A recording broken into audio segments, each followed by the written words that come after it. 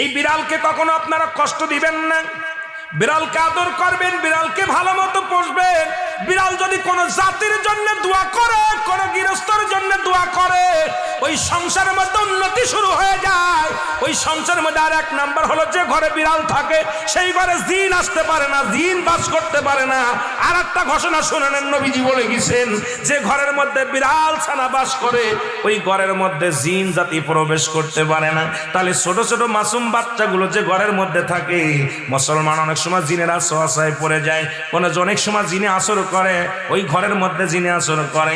যে ঘরের মধ্যে বিড়ালকে আদর করে বিড়াল থাকে, ওই ঘরের মধ্যে বিলাই বিড়াল বিড়াল বিলাই বিলাই, এইটা যার ঘরের মধ্যে আছে এই ঘরের মধ্যে দুষ্ট জিনেরা আসতে পারে না। জোরে জোরে চিল্লায়া বলা যাবে না মারহাবা। একবার নবী সুলাইমান আলাইহিস সালাম শুনতে পাইলেন পাশের বাড়িতে একটা কুকুরকে কষ্ট দিয়ে